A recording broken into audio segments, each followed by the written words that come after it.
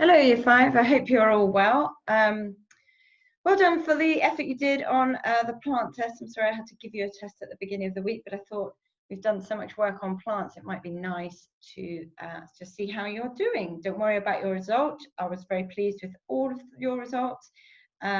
Anyway, let's move on. We're going to start a new topic today. Our new topic is all about habitats. We've done some habitat work before over the years. So we're going to do a little bit more together today. I'm going to try something a little bit different that I haven't done, and that is to bring up a PowerPoint and talk over it and help you as we go along.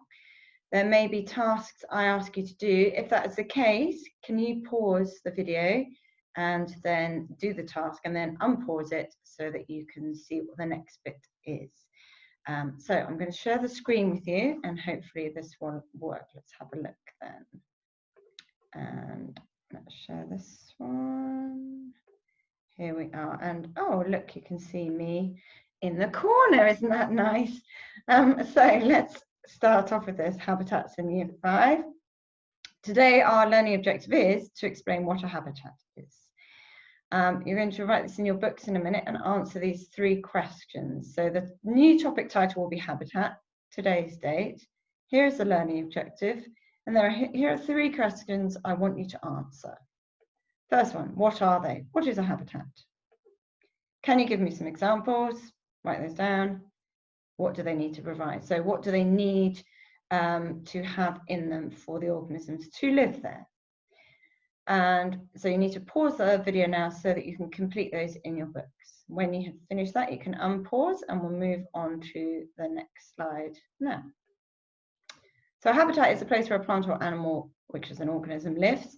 The habitat must provide the right conditions for the organism to be able to live there. We'll come on to this a bit more today, what a condition is. The key things that an organism needs are food, water, and shelter. Did you put that in your answer? I hope so. Some conditions you could describe as being cold, shady, damp, or windy. So this is what it actually feels like to live in that habitat. A few more keywords and definitions. Again, I'd like to you to copy these into your book. So please, can you pause it now? And I want you to just write these into your book. Definitions. Habitat is the first one, where a plant or animal lives. Conditions, to describe what it's actually like to live there. The environment, the surroundings and conditions in a habitat. The population, which is the number of each type of organism in a habitat. And finally, the community is all those different types of organisms who live in the habitat. So pause it while you copy those down, and then we'll move on to the next slide. Here's 4 pictures. I'm just going to move myself a little bit. 4 pictures you can see of different habitats. We've got desert, polar regions, jungle and rainforest, and the oceans. So in these habitats then, I want you to have a good look at what you think the conditions might be within each one. So for example, it's dry in the desert, isn't it? Cold in the polar regions, very wet, moist in the jungle and rainforest. Oceans, salty, cold and deep. Okay, they're the conditions describing what it is actually like to live in these habitats. We're going to watch a clip now together to show some example of organisms, their habitats and the conditions or features of the habitats they live in. This doesn't have any talking over it. It's music. It's just very short. It just shows you some pictures of different animals and where they live.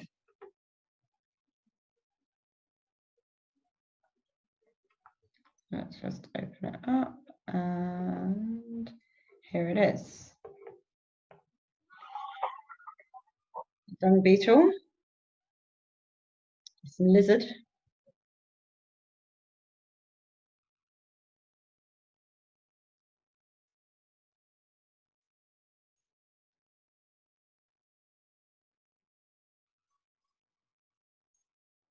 hermit crab. Has anyone ever seen a hermit crab? I've seen some hermit crabs. That is called thrift, on the edge of a cliff. A mole. Oh, look at his little snout.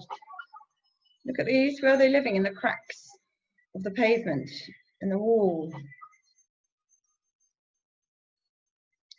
lily pond. Oh, little wood lice.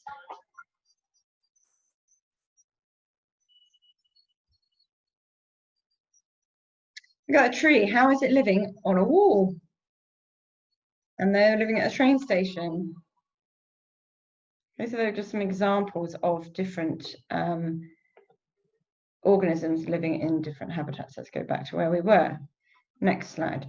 So what I want you to do now in your books is to draw two spider diagrams. One is of habitats, and I want you to list as many habitats as you can think of using your what we've looked at so far. So we could draw a habitat like this and write down, for example, desert. Yeah, I think it's easier for you to write than it is for me to do it like this, but you get the idea. So desert, you can have polar region, Arctic, tundra, loads of different examples, small, big, whatever. I want you to write a list of habitats. Then on the other one, conditions, I want you to write what the conditions are in a habitat. So for example, in the desert, it was dry. We could also say it was hot. In the Arctic, it's cold. In the sea, salty, for example. Okay, so that's what I want you to do. So again, you need to pause the video and then do that in your books. When you've done it, unpause and we'll carry on to the next slide. Let's see where it's gone. The next slide here. The last little task that I want you to do now is I want you to think about all the pictures you've seen and the video of the habitats and the organisms and make a table like this in your book. All you need to do is write down names of different organisms. Don't forget to include the plants. Plants are organisms but often get forgotten. Then write down the name of its habitat. Okay, so we could have, for example, mole and its burrow or underground. Why can it live there?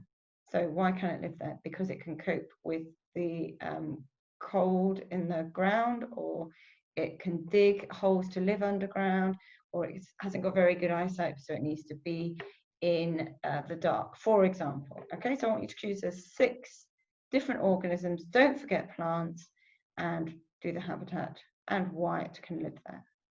So again, you need to pause while you complete this in your books. Unpause when you're ready. And then that's the end of the slideshow that I was going to show you. Next then, there is a worksheet attached on Showbie that I want you to complete. You'll need to go out in your garden or the park or an area near you where you need to look at and find as many different habitats as you can. They can be big or small. If they're small, they're called micro habitats. And I want you to just name them and then try and predict. You may even see some animals or plants there. Try and predict what organisms live in that habitat. I think I've asked you for 3 predictions. And then what you need to do is, again, write down the conditions in those habitats. And there are some questions underneath to answer if you want to. Okay, so hopefully you'll be able to complete all this work today in today's lesson, and then upload the sheet that you've done for up to Showbie, and you can take a picture of the work you've done in your books as well and upload that for me. That would be great. Okay, have a good weekend. All right, bye.